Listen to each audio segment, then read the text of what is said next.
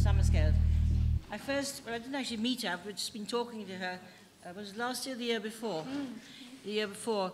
And I was hoping that she would bring Sixto Paz Wells from Peru to talk at my conference that year. I don't know how she got in touch with me or we got in touch with each other, but anyway.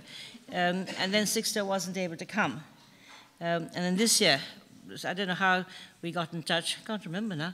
I thought you'd gone to Costa Rica or something, and I was told you hadn't. Oh, yes, I was going to go and live in Costa Rica at one time. But then I decided I'd rather stay in Ireland, which might surprise some people. There you are. And then Joanne said that she would come and be a speaker. So that's how I know Joanne. I don't really know her, but I think I do now. She's been giggling at my jokes, which amuses me as well. So funny. Yes. Okay, put your hands together, please, for Joanne.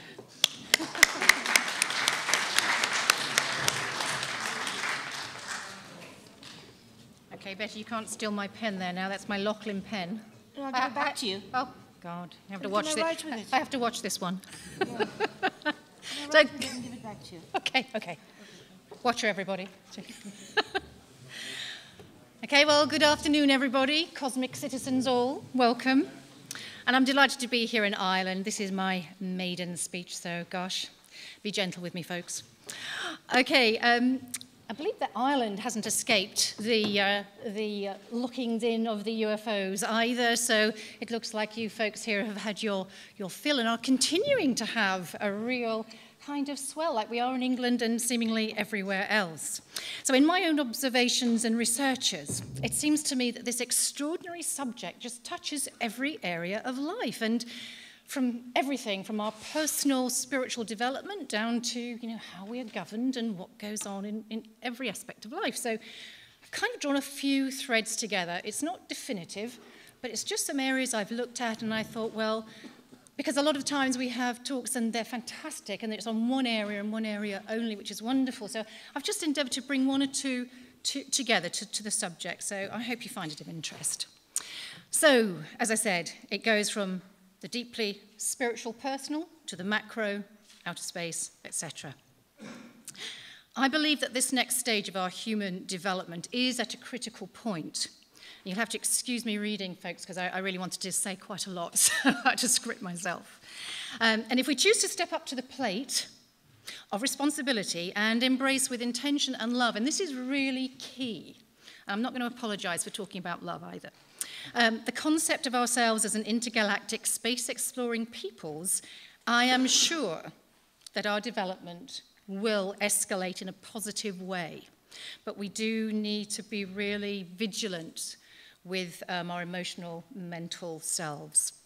And I think that we must realize and act on what it is that we want in our own lives now, and that's on a deeply personal level as well as in our, the bigger world that we're part of. But if we stay with this warring paradigm, and that's just the truth set that's been set up for us so far, I think we already know what is being set up, and that's the Orwellian scenario that we really don't need. And we are more than powerful enough to deal with. That said, I do absolutely believe that this nefarious plan will not succeed. And however, if we choose to accept who we are, then we can indeed reach for the stars. And not only will we get there, but enjoy a whole new paradigm side by side with our intergalactic and cosmic relatives. But this is not a get-out-of-jail-free card, folks. We will have to make the effort and accept our part. There will be need of some mental and emotional adjustments to incorporate such ideas as a reality into our minds and into our everyday life. We need to support one another in this journey. We really do. As we take it together, knowing that we are each powerful as yet beyond our wildest dreams or imaginations. And I think Marianne Williamson said it best when she said, "Our deepest fear is not that we are inadequate. Our deepest fear is that we are powerful beyond measure, and it is our light, not our darkness, that most frightens us." And that's a really interesting point. So we ask ourselves, who am I to be brilliant, gorgeous, talented, fabulous? Well, actually, who are you not to be? You are a child of God, and your playing small does not serve the world. And on that note, I'd like to tell you a little bit about my very varied background and its influences, since they have a direct bearing on my interest in the UFO element. So my training began in media, theatre, performance specifically. Then I did retraining and I worked in television and production. I'm currently working on a show called Fifth Dimension, and it is meant as an entertainment. Whilst it's musical, it's also multi-layered, and by that I mean that it's not just a theatre piece, it's filmic, it's got cutting-edge technology, that's the idea anyway, and it works with messages of self-development, personal awareness, as well as being, hopefully, a lot of fun. So it's a show that is meant to be educational on a very subtle level. So hopefully we're going to get that out there, and hopefully it'll be within the year, and it'll be within the West End. So I'll update you or Betty and let you know how that goes. So any angels out there with £6 million? Talk to me later. Another key interest has been in the realm of consciousness development and health and well-being. And my associate with David Griffin of Exopolitics in the UK, we now supply the health-sustaining MMS. And if you are not familiar, let me just go back to that previous slide, with MMS, which stands for Miracle Mineral Supplement, please go and check it out. There's lots of information out there. It's a very inexpensive, very effective way of being well. Now, the reason I'm mentioning this is because one of the ways that those who would have us not functioning well is by creating illness. And illness has a resonance, a frequency, just like anything in life. If you change the frequency chemically or through meditation, whatever way, you won't be subject to those influences. And this is as real as anything can be. So whatever way you can do it, please be aware of your own health and well-being. I really think that's very important, and for those around you and your loved ones. And I just, we don't pay enough attention to ourselves, and we need to do that. So, okay. Just wait 1 second.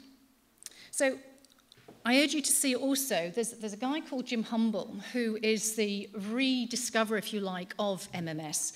I'll just finish off that little bit because it's quite important. He's done an interview with Project Camelot.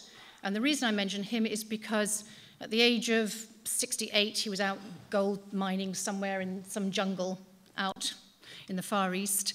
And a couple of his colleagues became very, very sick with malaria, almost to the point of death, with nowhere else to go. And this all is relevant in a moment. And he used his water purification system, which was just MMS, slightly different in composition than it is today, to support these guys, because that was all that they had. And they recovered within 4 hours. And that's astonishing. And he's now working in Africa, and he's actually saved thousands upon tens of thousands of lives using MMS, and it's effective for so many things.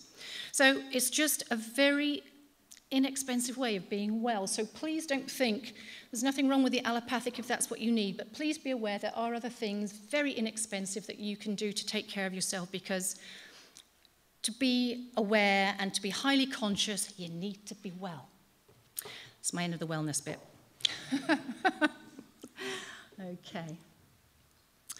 In my 20s, I was invited to sit in circle at a spiritualist HQ, which is in London's Belgrave Square, which I did for 5 years.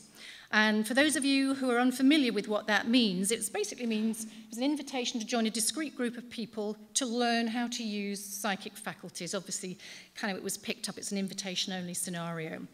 And that narrow doorway, for me it was quite a narrow doorway, kind of was a doorway into the very much wider field of consciousness development and ultimately the cosmic element, hence UFO and ET complex and that kind of thing.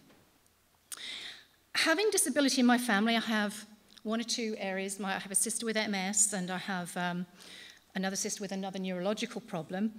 And we also went through quite a lot of trauma at an early age, such as bereavement. So I found myself at quite a young age, and this is all tying up, needing to look for a system to support myself and others. So I was very interested in that. And this led me to look into areas of healing and investigating various systems. And I did this through initially working with crystals. So this lady will know. I don't know if you've heard of Harry Oldfield. He works with resonance. Again, it's a resonance system. It's using pulsed frequencies. And this gentleman now has some incredible material and research on looking at the aura and seeing where there is illness and treating it with frequencies using crystals and colours. So I became a crystal therapist as well, but did that quite a while ago. But I also wanted another system in which my consciousness could interact in a conscious way. I wanted to really feel my own personal interaction. So I trained with a lady called Dr. Francesca Rossetti in a system she called pre-creation therapy.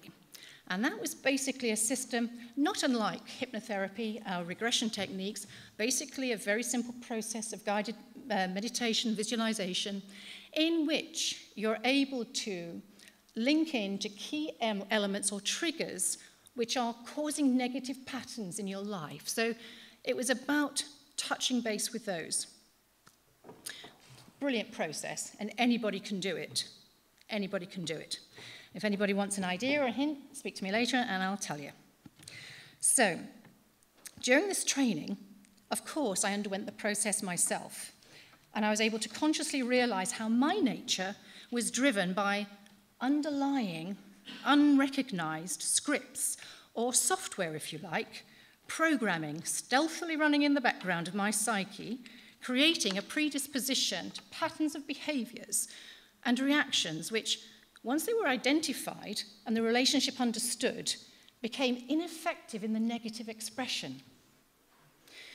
So we're talking about changing frequency again. And the reason I'm banging on about frequency is because we get hit with frequencies all the time, from our phones, from towers, from masts, and we can build up our own strength to create a stronger energetic field so we do not become subject to cancers, to illnesses, and to what have you. It is possible. Okay, so whilst I understood that my own experience was not unique, of course my experiences were unique to me, but it was a template for everybody. And I found that quite often these negative triggers, these so-called negative triggers, were often located in the depths of a past life. And it was to my surprise as a therapist that I encountered on 2 or 3 occasions those who recalled a past life as extraterrestrials. You could have floored me. I just didn't think that that was a possibility. So it's a great consciousness expanding experience. And part of their immediate experience, these people, these clients, was difficulty in integrating aspects of their psyche into the human matrix, which you can understand, really. It kind of makes sense. So having a human psychology with references to having lived as an extraterrestrial caused them confusion, fear, and some disruption in their lives from time to time, of course. You know, kind of it's logical. One of them was having flashbacks of a dying world that he came from and was suffering from a kind of post-traumatic stress. And I can't tell you which planet that was. They didn't recall either. They were just having a hard time dealing with the fact that they were having experiences in extraterrestrial. That absolutely floored them. And another would find himself looking in a mirror, and instead of seeing his own reflection, from time to time, he'd see what he called an alien face. And again, this was a reflection of a life he had where there was trauma. Now, it doesn't matter, frankly, where you come from, what life it is. You get to the point of the trigger and you can neutralize it or harmonize it. But anyway, it just goes to show you that some of us really are aliens in a human form, and we've just incarnated in a human form for maybe a few generations. And it is because of this profound disconnect that we have as a race about our true heritage, which leaves humanity often traumatized by contact. There are, of course, many well-documented testimonies in cases of interaction with our ET visitors, reported by some of the leading lights of the field, like we've got Dr. Leo Sprinkle, Bud Hopkins, Barbara Lamb, David Jacobs, and Dr. John Ammach, to name a few. Dr. Leo Sprinkle has been involved in the field for 50 years, and he's a psychologist, hypnotherapist, and a professor emeritus at the University of Wyoming. In an article called The Significance of the UFO Experience, he says, quote, "In my opinion, we UFO contactees are being tested and cultivated." That's an interesting word. Through signs and symbols, we continue to explore our fears, angers, hopes, and potentials. The ridicule and rejection from others around us can lead us to despair and hopelessness, or to the courage and commitment to a new age of service and cooperation, and then gradually toward a merger of science and ethics, a union of technology and spirituality. And of course, we must head there. We have to, if we're to make it. And of course, then he says, and a transition from planetary persons to cosmic persons, end quote. From an article and an interview called The Invisible College with June Griffin, and that title being taken from the 1975 book by Dr. Jacques Vallée, which is, that was named What a Group of Scientists Has Discovered About UFO Influences on the Human Race. Dr. Sprinkle says, quote, this book's thesis is that they, meaning our cosmic cousins, want to educate us. The beginning of all religion is about this transforming or creating in the material world through spirituality. We are here to learn how to spiritualize matter. Love energizes the field of creation, end quote. And you'll find that L word coming up a bit more later. So we can see there is very much an expansion of consciousness occurring directly due to these experiences, whether we accept it or not. Bud Hopkins has over 30 years' experience in the field, recognized as a pioneer of UFO abduction research, investigating well over 700 cases. He heads the Intruders Foundation, a non-for-profit scientific research and support organization, and his books provide an exhaustive body of material on the abduction phenomenon. He makes comment that as he examined and compared cases, quote, I was able to detect many recurring patterns.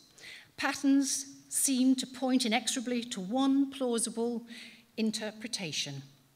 Intelligent, non-human beings possessing a technology vastly superior to our own have arrived on our planet, and of the mass of abduction credible reports, the supporting physical, medical, and photographic evidence is so consistent that none of the debunkers' psychological or psychosocial theories can begin to explain it away. 5 decades of these consistent and alarming findings have escaped the attention of mainstream science. The aliens seem quite content with their program of secrecy. Whatever their ultimate purpose, they are able to dip in and out of our world with impunity. They don't have to tell us what they are doing because no government and no power on earth is holding them accountable. End quote. This then has some bearing on the process and handling of disclosure and the exopolitical field, and also brings us to the fact that there are some very human-looking races whom it is postulated are embedded in many key areas of our government. I'll talk about that a bit later. Pulitzer Prize winner, the late Dr. John E. Mack, professor of psychiatry at Harvard University, shook academia up a bit when he took up this usually career-killing area of research and had some very relevant things to say at an Italian UFO conference he was at as a speaker on November 16, 2003. And this is about the abductee experiences, and quote, as yet, we have had no criteria to evaluate the truth of such encounters. So I'm working on this, and I'm just beginning to establish a science of human experience. If I say it just feels like the experiencer is telling the truth, then this is not enough. So we have to start with a holistic way of knowing. And this is really important. It is like a knowing of the heart and a knowing of the spirit that has been part of traditional cultures for many hundreds and thousands of years, but has been lost mainly in the West. He goes on to say, I received some help on this matter from Vatican representative, the late Monsignor Corrado Balducci, who says, and quote, we in the church take this UFO encounter phenomena very seriously. And the reason for that is that there seem to be so many credible witnesses. In the church, we have had many centuries of having to evaluate miraculous reports by some kind of criterion, so we had to develop the notion of reliable witnesses, end quote. So he goes on to say that he began to apply this idea to his own cases. How do we know who is a reliable witness? For my cases, he says, it not only had to do with the power of the communication I felt when these people were telling me what they felt, but I also felt a very powerful vibration in my own body. So going back to what is a reliable witness, it has to do with resonance, really important word, between the person who is sharing the experience and the clinician. It might be called a direct knowing. I've also had this experience myself. You just know with your whole being that the person is telling the truth, end quote. So continuing to speak about the outcome of a change of attitude toward this field, Dr. Ammach says, quote, we have new emerging worldviews that are different. In this worldview, there is an intelligence dwelling in the universe. The crop formations are also evidence of this. And I know we had this before, Alan, with you.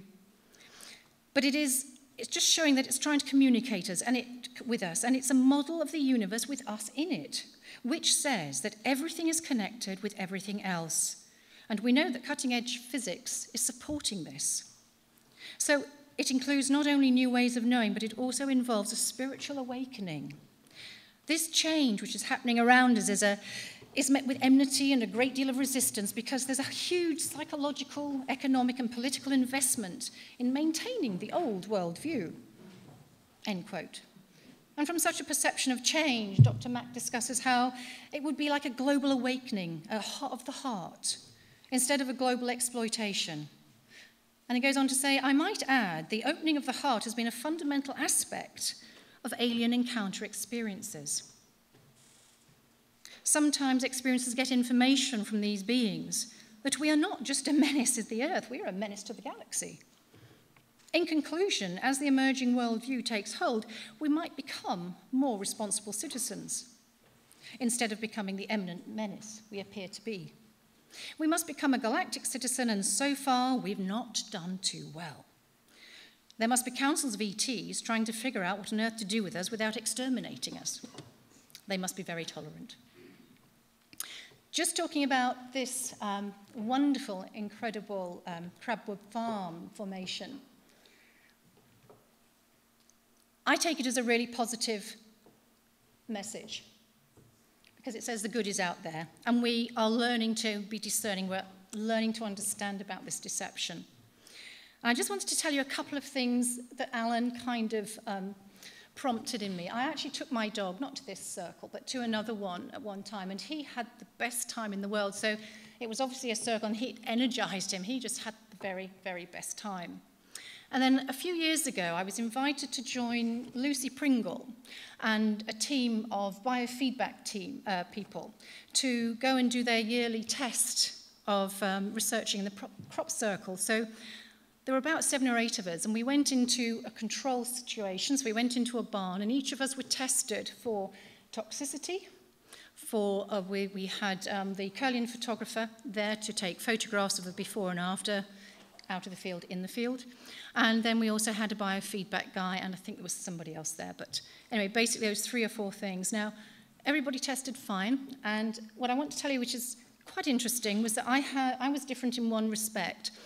On the toxicity level, which was measured on a scale of 1 to 10, most people came in at 7, 6, 7, or 8, which is pretty high, but it was normal. I was a 3, and the only thing I can think of is that I take H2O2, which is, I'll be switching to MMS shortly, but I still take H2O2, which is hydrogen peroxide, which again is a disinfectant, a cleaner, and I really think that that made the difference. So there we go, so we have the 3. Then we went into the field, and everybody's it was an amazing experience. That the energy in the field was huge. It was really palpable. It was incredible. And then as we did the testing again, I noticed that my reading went down another notch to 2, but everybody else's remained the same. So curious, I said to the therapist there, why do you think that is? Because I hadn't got a clue. And she said, well, the others at level 7 are in a fairly dense state of matter, if you like, in their being, in terms of their toxicity level. You're not. You're quite, you're quite clear. So what the crop circle has done for you is it's allowed your body to respond again. So it's like having a little healing. So you've been susceptible to the healing, which was amazing. So there's just some wonderful things in the way that nature in all its forms is speaking to us and interacting with us. And that's just a little one to do with the crop circles. So seems that we do indeed have a very modern, real-time linkage to our interstellar neighbours, not only in the form of reported contacts, but also reaching way back into ancient times, witnessed in the landscapes and ancient anomalous articles found around the world, known as OOP art or out-of-place art or artifacts. We have only to look at the cave paintings, and this one's dated to around about 10,000 BC, as you can see, from Val Camonica in Italy, and it appears to depict two beings in protective suits with strange implements. And then we have these guys. You have these two very UFO-like looking drawings. So you have to wonder what was going on all those thousands of years ago. And these petroglyphs, ancient, dating back thousands of years, American Southwest. We have other strange applications. We have this Baghdad battery, and this one is, as you can see, it's 224 to 640 AD. And this was at a time when modern man could not countenance that electricity, this is an electricity generating fact, that this article, well, they don't know what it's for yet. We don't know whether it's got some religious implication or whether it's for electroplating something. We just simply don't know. But the fact is, this gives off an electrical charge, which is unbelievable. So these extraordinary out-of-place artifacts, like the Baghdad battery, are other areas of knowledge that have been lost to us, where we know that there must have been interaction from people who know a little bit more than we did at that time. We have other things like this fantastic Antikythera mechanism, which is dated, it's over 2,000 years old. And when they found this and were able, after 50 years, to finally X-ray it, they couldn't believe what they saw, because although we don't see a hugely fantastic picture here, there's lots of intricate gears. And although they've done a mock-up, there's nothing like it, and there's nothing been seen like it before or since. We don't really know what it's for. We know it wasn't exactly an astrolabe, which they thought it might be for, which the ancient mariners would have, but we know it's like an ancient calculator. And then we lost this technology for at least 200 years, so it was 1570 odd before we got it back. So, what happened? What went on there? So returning to the subject of past life recall, one particular client I had involved a lady who was a Catholic, suffering from chronic guilt, whose quality of life was hampered due to some unknown element that was triggering this. And so we worked on this together. And what came to the surface this time was a lifetime in the famed continent of Atlantis. And I was again taken by surprise with this case, but for different reasons this time. When I was working with this lady at this one particular session, it only happened on one occasion. An entity or intelligence appeared to take over my therapy session, which I don't normally allow, but by working with this lady on some higher dimension, of which I, and certainly she, had no knowledge, no conscious knowledge anyway, we understood that she had had some past life experience where in Atlantis she'd been part of a sex cult that had misused this energy and had focused it through the crystals, and these crystals had shattered. And she was here that day to pay reparation, I expect. And this entity took over. And it transpired that whilst this physical structure of the crystal had been shattered in the physical, it no longer remained. Its power-generating astral counterpart certainly did, and it was apparently located over a mountain in Japan, and I was not to know which one, though I asked. It was her job, for reparation of karma, perhaps, to clear this energy that day. And on questioning as to why she needed to clear the energy, she responded by saying that it was being used currently by a body she referred to as the Black Brotherhood. Now, when she mentioned those words, the whole energy in the room changed, and I felt like they were watching what was going on and knew, and it was a really horrible, uncomfortable feeling. All I could do was to stand by as gatekeeper and use every skill I had and pull out every skill I had in my box to keep her safe and to gatekeep the session until she and her guide completed the task of energy clearing. And finally, when I asked if the mission was accomplished, a deep male voice said yes. My client's body visibly relaxed. As she came to, she knew what had taken place, that i.e. this clearing had happened, but she didn't know what she'd exactly done to do that. But whatever had happened, it had occasioned a healing in her life, and she was, if you like, healed of whatever conditions were causing her those troubles. And interestingly, it was a long time before I could utter those words, Black Brotherhood, without feeling uneasy. And I believe on the question of Atlantis that this lovely country here has been, I think, Ignatius Connolly in his book, The Antediluvian World of Atlantis, I think he says that the Fomorians, who were pre-Atlanteans, came here and settled, so that's no great surprise to us.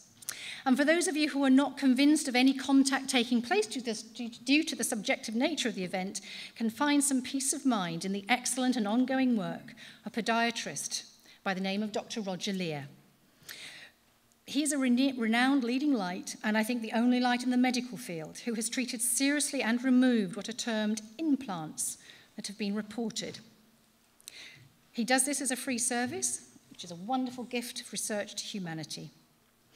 Dr. Lear's website, alienscalpel.com, he reported that on December the 5th, 2003, he and his ANS research team performed an 11th surgery for removal of an object suspected of being an alien implant.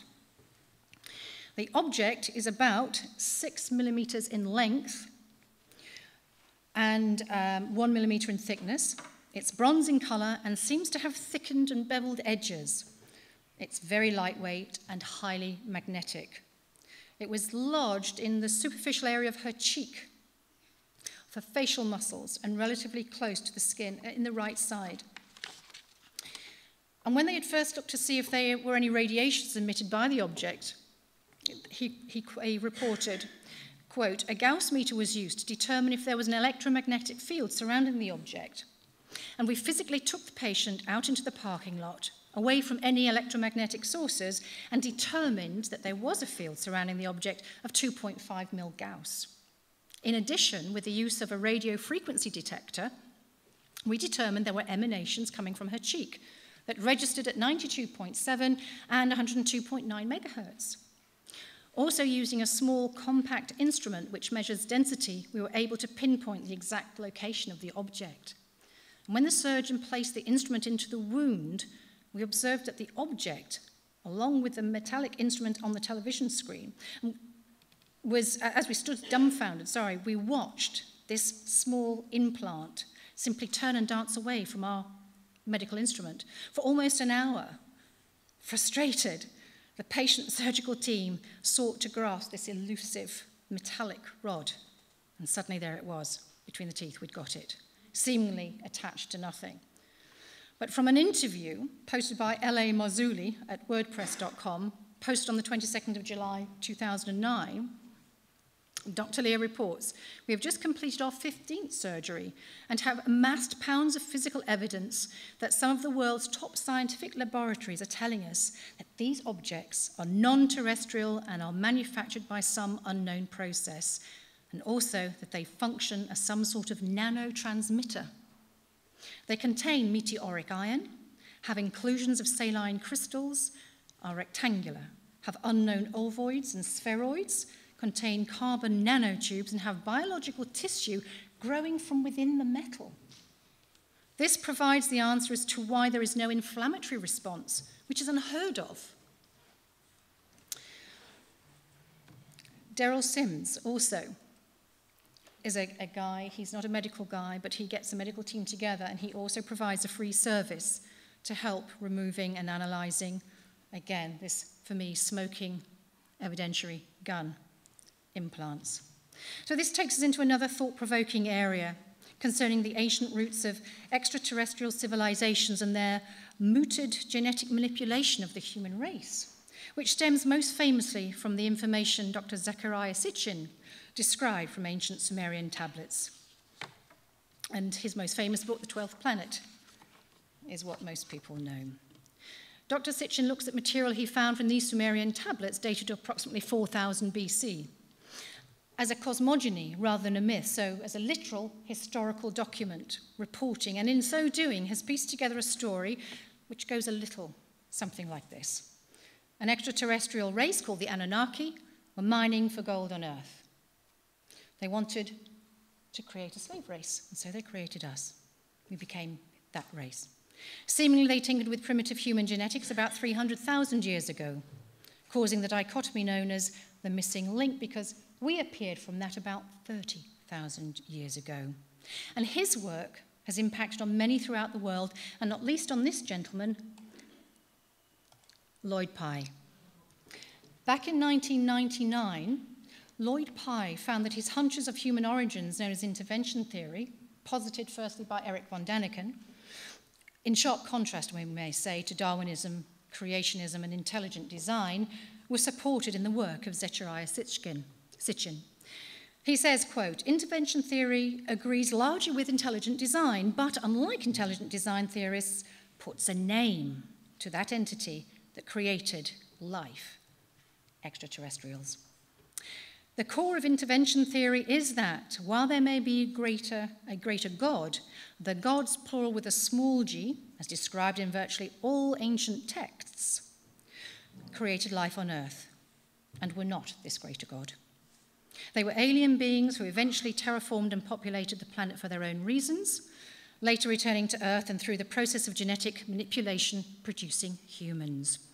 These alien beings are responsible for the megalithic structures around the world and the impossibly rapid growth and advancement of Sumer, the first recognized civilized culture.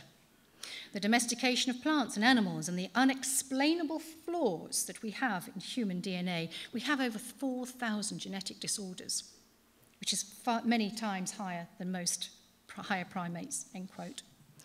Lloyd Pye became known as a speaker on human origins and so caught the attention of a Texas couple, also happened to be members of MUFON, that's the Mutual UFO Network, and they had recently acquired a normal human skull and one that looked, well, as if it could fit inside the head of a grey.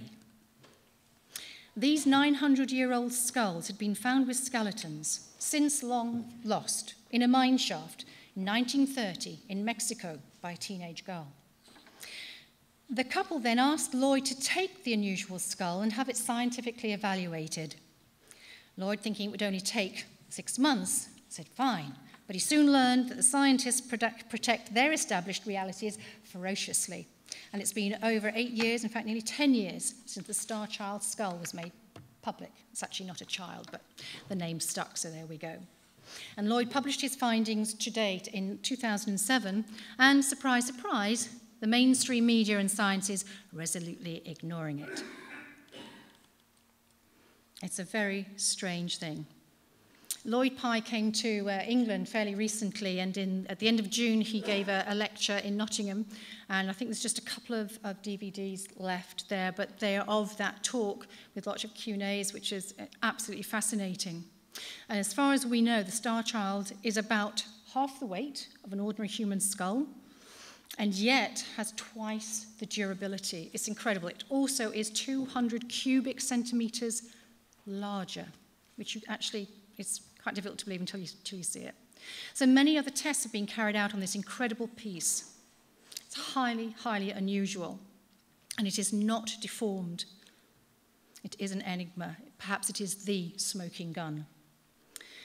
As reported by Dr. Danny Penman, whose article on the Star Child skull was supposed to appear in the Daily Mail recently, but didn't. I wonder why. Quote, several years ago, Lloyd commissioned a series of genetic paternity tests on the skull. We know that mum's human. From one of the most respected scientists in the field, Dr. Jason Eshelman, of trace genetics. And he's renowned for his ability to extract and analyze DNA from the bodies that may be thousands of years old. And if you give him a 5,000-year-old chip of bone or tooth, the chances are he'll be able to give you a complete genetic rundown right down to the colour of the hair and eyes. Dr. Eshelman spent months studying the skull and came to the startling conclusion. The Star Child's skull had a human mother, but there was no trace of an earthly father. Now, this could be because the tests were not sensitive enough to detect the father's genes, which is unlikely, or he did not have a human father. Because of the startling implications of these results, Dr. Eshelman ran the test 6 times, and every time he produced the same result. Lloyd comments, quote, "If Dad was a normal human, one of these 6 attempts would have proven it. Only one stark conclusion can be drawn. Dad was not human," end quote. So the evidence is everywhere. And when we look at, for example, the recent releases that Alan mentioned, and I think you mentioned, Grant, of material, the files being released from our governments, they may not provide any kind of smoking gun, but what they do is they provide an extra layer of conscious awareness to us all. So anything helps.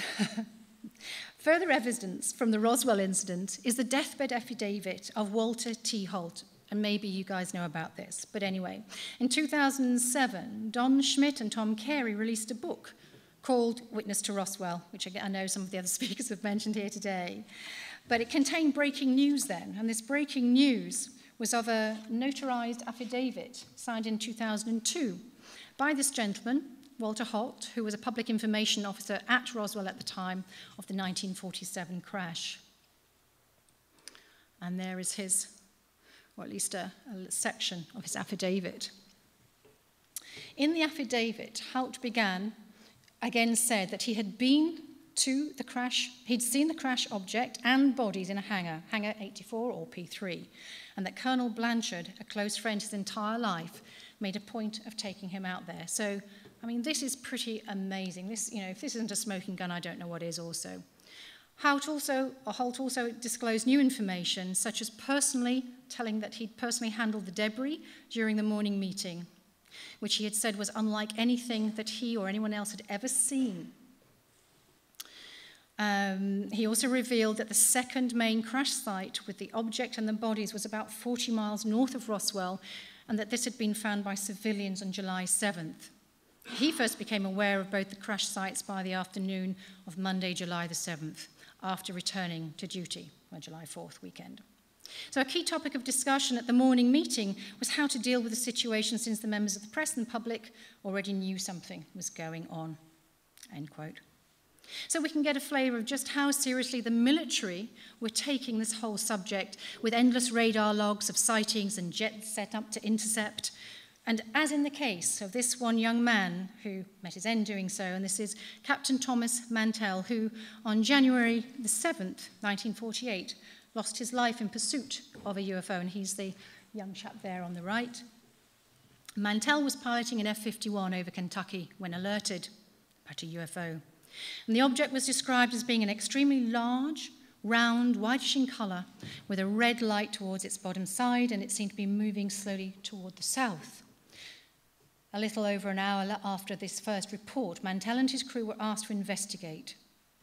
And Mantell led the way in a climb up to 15,000 feet, and upon reaching position, he radioed back the following statement to the control tower, quote, "The object is directly ahead of and above me now, moving at about half my speed. It appears to be a metallic object, or possibly a reflection of the sun made from metallic somehow or other, and it is of tremendous size. I'm still climbing. I'm trying to close in for a better look. 18,000, 20,000, 22,000 feet," end quote. Too high for a World War II plane without oxygen. The other 2 planes that had gone up with him came back. And by all accounts, Mantell must have passed out from lack of oxygen, because at about 30,000 feet, his plane leveled off, and he began to plunge toward Earth, and he crashed a few moments later. He had spent 45 minutes in a frantic pursuit of an unknown object. And with the release of the English UFO files, it became known in October last year that American Air Force pilot Lieutenant Milton Torres was instructed in 1957 in the UK to shoot down a UFO. Extracted from the Times Online, quote, "As soon as he scrambled his Sabre jet from RAF Manston in Kent and headed eastwards, he saw the blip on the radar, indicating the presence of an aircraft the size of a B-52 about 15 miles away.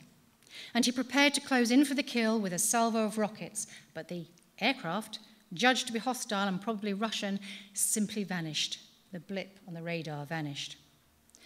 The then 24-year-old American pilot's extraordinary experience on the night of May 20th, 1957, which he was officially ordered never to reveal to anyone, has come to light, and after declassification of another batch of Ministry of Defence files relating to reported incidents of unidentified flying objects appearing in British airspace, and in this case, the only known example of a jet fighter pilot being ordered to shoot down a UFO. And this comes on the back of denial, denial, denial. So the truth is getting out there, and we are disclosing. Mr. Torres, Milton Torres, is now 77 and a retired professor of civil engineering living in Miami. He also told the Times that the day after he was scrambled from RAF Manston, he received a visit from an American in a trench coat who waved a national security identity card at him and warned him that if he ever revealed what happened, he would never fly again. He took the warning to heart and said nothing until 1988, when, through a solicitor with an interest in ufology, he sent the Ministry of Defence a report giving the full account. So we get these tips and leads relating to the subject of black space programs as well. We know that this is going on, but still there's denial. We have the Gary McKinnon case in point, and I don't have any latest information. The latest I heard, I think the Home Office guy, Alan Johnson, was going to be finally talking to parties about what was going to happen to him. I don't know if all of you know about Gary McKinnon. He was a hacker who in 2001 hacked into NASA and the National Security Agency's networks there, and said he saw lists of non-terrestrial officers and also saw a picture, at least one, if not two, of UFOs. And for that, the Americans want to send him away for about 60 years if they get their way. Talk about an elephant in the living room. So I want to talk to you about, or actually show you, perhaps is better. This is David Griffin from exopolitics.co.uk, an associate of mine, and to me he gave a really startling presentation in Barcelona at the summit, which I also attended. And I've asked his permission to share with you what he shared there, because I just absolutely think it's explosive. And maybe you'll tell me what you think. So there's an astrovideographer, that's what he calls himself, and I think our astronomers may be interested in this, because it's new to me. There's a gentleman by the name of John Leonard Walson, and he's been attaching a kind of a camera to, he's found a way to do it. He hasn't released his technique yet, but says he will. And basically it's a system of photographing objects in deep space. And David was very curious about these because there's quite a few of them. But just before I show you another picture, I just want to show you an email that David received. Now, this email, I just want you to notice when you see it, the address. The name is blanked out for privacy reasons, but it's a NASA document. It's a NASA address and it's JPL. Take note of that for all these denials that you hear from NASA and everybody else. But this is pretty explosive. David asked for a comment about what this particular person thought these objects might be. I just want to give you a minute to have a look at that, and then I'll read it.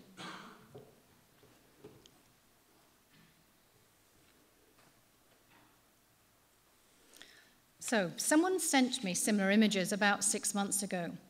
They're military classified human space flight. Has anyone else heard about this? Johnson Space Center require large, elaborate spacecraft to get them where they need to go. This is your photo opportunity, Grant. So the minute that this gentleman also started putting these pictures out on the web and wherever, he also started getting serious harassment from helicopters flying over his house. He's in the UK and other troubles, but he's continued to put them out. Now, I think that is absolutely explosive. I think that is an unbelievable, incredible revelation. I really do. Because if that's not telling us we've got a black space program, I don't know what is. So anyway, you've seen it for the second time here. As I said, Mr. Wilson says he's devised an apparatus comprising a common CCD camcorder and a commercial-grade telescope that's capable of zooming in on deep space objects, which appear to the naked eye to just look like normal stars, and in such a way that their shape and structure becomes clearly visible. The images show intricate and objects of vast proportion. These are huge. Clearly not of naturally occurring origin. He calls them starships. It seems that these starships are orbiting Earth at various distances, some in very deep space. As I say, he says he will share the technique of how he does this at some point. But there are more extraordinary things being photographed and filmed regularly, and the incredible footage shows some incredible things going on over the skies of Mexico. And this is on the 22nd of May of this year. And they were filmed by independently by two people, one facing the sun and one away. This will kick in just a second. You've probably seen... Inteligente. Vea usted esta extraordinaria investigación con Johanna Díaz. Un día después de que le presentamos el video del ovni expulsor de esferas captado en satélite en el municipio de Naucalpan, Estado de México, el pasado 22 de mayo a las 17:15 horas por el caza ovni Pedro Hernández, llegó a la redacción de los grandes misterios del tercer milenio Alfredo Carrillo, quien ese mismo día checaba la cámara de video High 8 que acababa de comprar, y estando en la azotea de su casa en el Coña, va de un lado para otro y es cuando regresan a ella 4 posibles esferas. Aquí, una comparación con el video de Pedro Hernández que dura 2 minutos con 40 segundos y el de Alfredo 2 minutos con 5 segundos.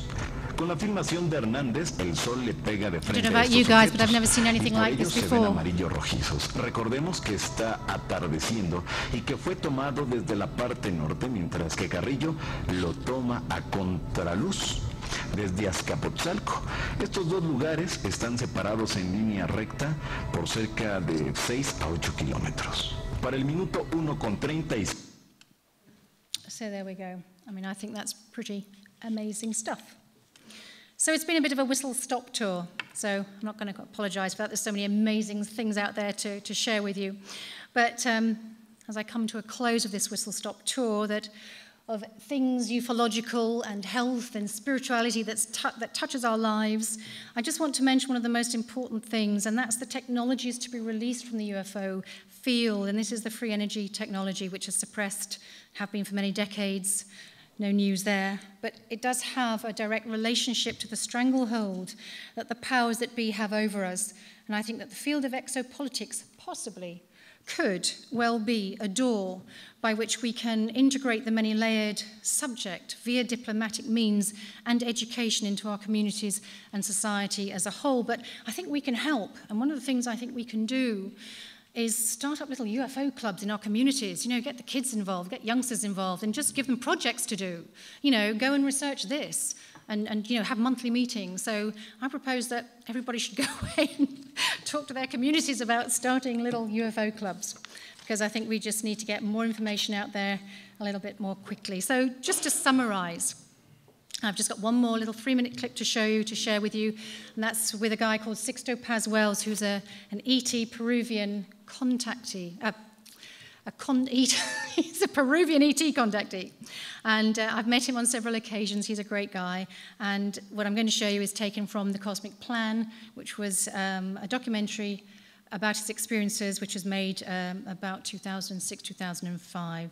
But I just want to say that it seems that, no matter how far we go down this rabbit hole, the most profound and lasting effect it seems to have is an expansion of our consciousness, whatever the subject is we're delving into. And that's the bottom line. And that must mean that humanity is fast-tracking to self-realization.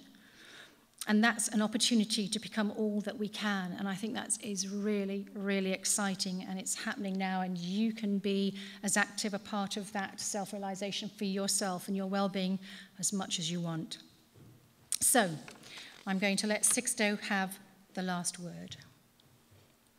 What humanity is going to discover is that we are in an alternative time, paradoxical, that we are not in real time, and that we are getting closer to a reconnection, a synchronization of times. In the months and years following December 22nd, year 2012, we are going to see a speeding up of psychic potential in dreams and consciousness. Great transformations in the planet will take place at the ecological and climatic levels, including natural catastrophes of tremendous impact. Why? Because the Earth is getting closer to a great planetary labor. The Maya civilization wisely anticipated this. They considered that starting in the year 2003, each year symbolically will be like a month of pregnancy, leading to a great planetary birth. That great labor has been foreseen as taking place between now and December 22nd, year 2012. Will humanity be capable of fulfilling the great mission that it has been assigned? Will we really be capable of all-important moment of cosmic forgiveness? How will we be capable of such a gesture if prior to that we are not able to exercise tolerance and to forgive and accept our family and others the way they are? Today, the terrifying forces are trying to encourage whatever it takes to destabilize our civilization. Racial hate, ethnic hate, religious struggles and confrontations.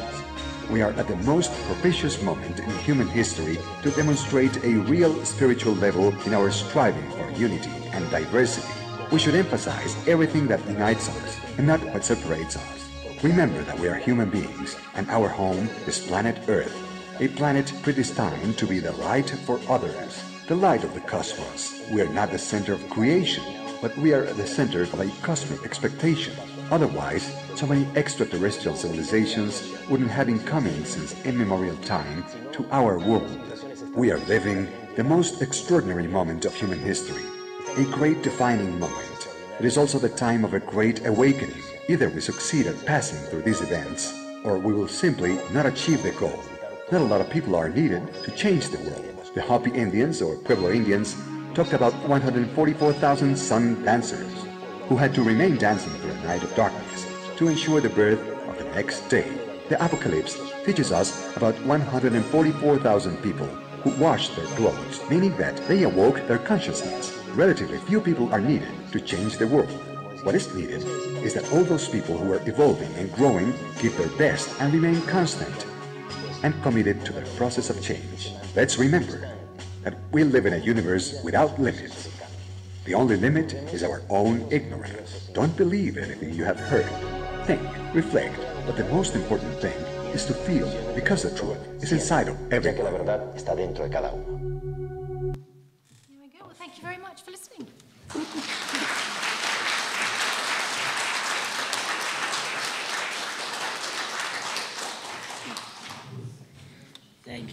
Thank you very much, Joanne. It's certainly given us a bit of food for thought, hasn't it? Gosh, my mind is spinning now after we're listening to everybody. But again, this talk has sort of tied in with everything else we've heard today. So it's been very interesting the way, one thing has followed on to the other. But thank you very much indeed, Joanne. Can we give her a big hand?